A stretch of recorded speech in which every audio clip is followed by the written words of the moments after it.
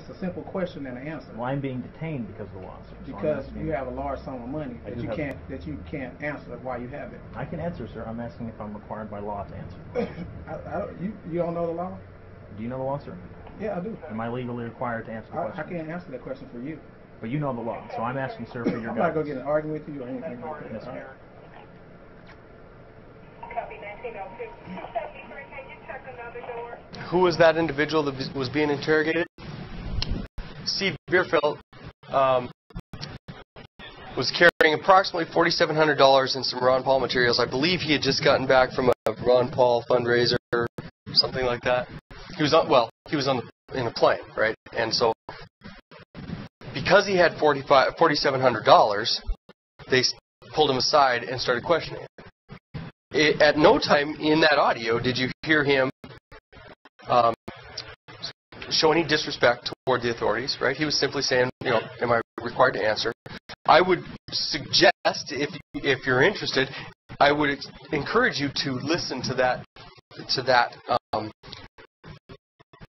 interaction in its entirety. But there is some strong language used by the police on that audio, so you have to understand that. But if you listen to the longer version, you hear him being threatened. Well, if you don't answer this question, and more people come into the room, you can hear it, and it sounds like they're doing a little bit of a good cop, bad cop thing, and saying, you're going to be we'll take you to see the FBI, we'll take you to see the DEA, do we need to handcuff you? Right? So you can hear this, him being targeted. Why? Because he had a large sum of money, which, as far as anybody can tell in any state, that isn't a crime, flying with a large sum of money, and because he had Ron Paul materials. This was after the Missouri HP said, don't distribute this anymore, right? They were still using the content of that memo. So I was looking at this and thinking, okay, third-party candidate supporters are being targeted.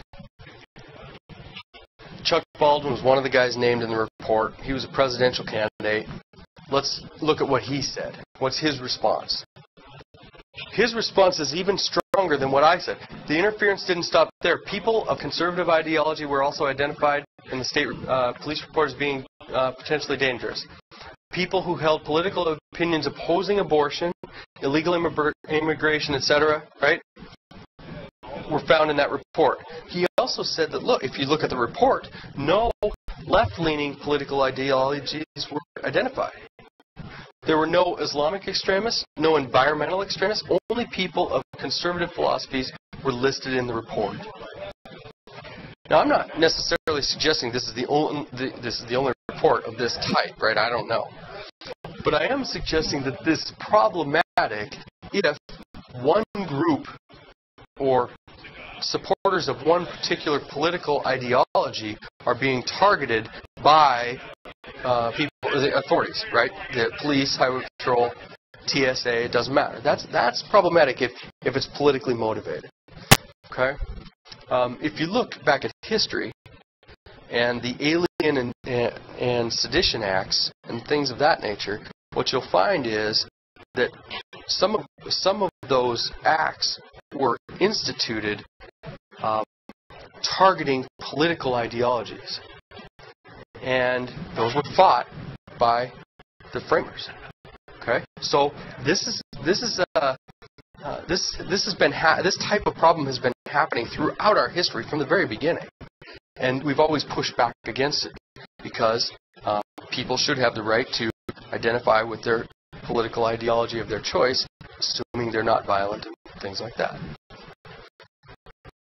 Judge Napolitano said, the Patriot Act makes it a felony for the recipient of a self-written warrant. And what I mean by that is not, what he means is not written by a judge, right? So it wasn't given to a judge and said, here, can you approve this warrant, like as a standard criminal case. It's self-written. It makes it a felony for the recipient of that warrant to reveal the warrant to anyone. Okay? That's trouble. If the FBI agent writes his or her own search warrant to say search your house or your bank or your physician's physician's office or whatever they want to do. They go to your doctor's office and say, I need to look at your patient's medical record. Your doctor cannot even tell you that they received that self-written warrant. If they tell you about that warrant, or your librarian or anyone else tells you that they received this warrant, they can spend 5 years in jail. Okay? That's problematic. He goes on to say, this is a problem. This is a Soviet-style conundrum. Well, what he's saying is, you can't, if you are served with this self-written warrant, and they want to search, like let's say they come in, give me a self-written warrant, and they want to search my car, I can't even tell my attorney that I received that warrant, or else I face 5 years in prison. It's so controlled that if I received a federal charge, I was standing up against a federal charge in federal court in front of a federal judge, I could not even tell the judge in federal court about the existence of that self-written warrant. Judge Napolitano says, and I would certainly agree, that if you are defending your liberty, right, in court, you should be able to say anything that is true in your own defense, right? I mean, what's the only speech that's not protected in federal court? Perjury, right? You can't lie. But you should be able to say any true statement on your own behalf, and yet you can't. At least the way the laws are constructed now with these self-written warrants. So if you think about what does that say, let's go back to the First Amendment. You have a librarian. I go to the library, I check a book out. They want to find out what books I check out. The librarian cannot tell me that they served her or him with this warrant, this self-written warrant. If they do, this person goes to jail, right? Freedom of speech. That is harnessing that person's freedom of speech. To assist terror investigations, the government can monitor religious, political institutions without suspecting criminal activity. Okay? They don't have to have evidence of a crime or evidence of a conspiracy to commit a crime.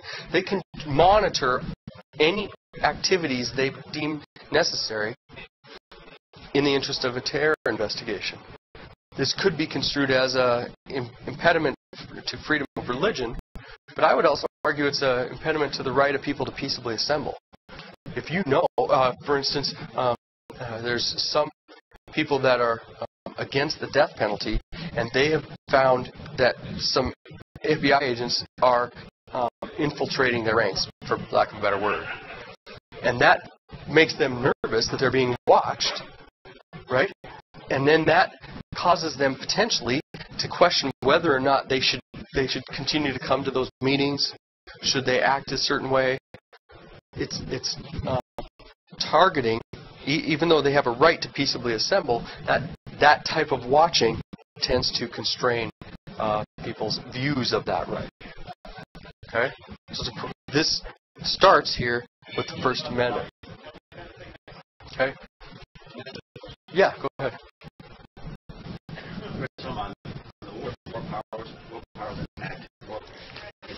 Powers Act, 19 created a national emergency, constitution ballot.